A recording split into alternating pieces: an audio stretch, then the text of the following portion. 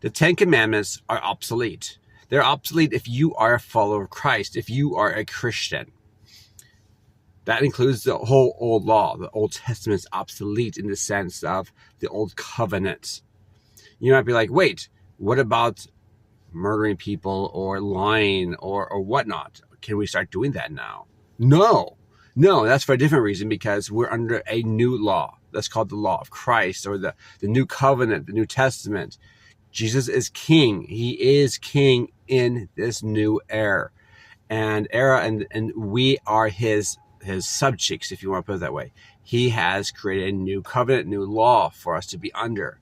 So if we're in a new law, where do we find that? Well, in the scriptures. The New Testament talks about the old law.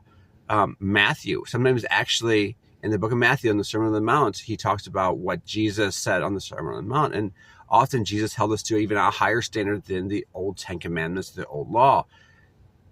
You look lustfully at someone, you've committed lust in your heart. Those types of things, you know what I'm talking about here.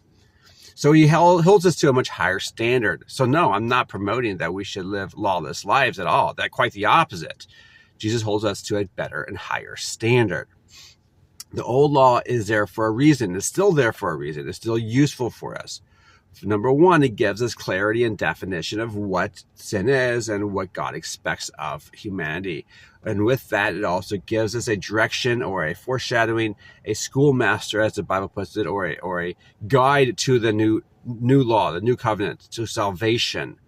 And also is there for our examples, the people there, the law is there for our examples to help us understand what happens when you do certain sinful acts, or good acts too. When you do certain things in your life, what happens? If you do good or do bad, what happens with your life? And we can see that consistently. Tons of stories in the Old Testament that are super helpful to help us understand what happens if we disobey God.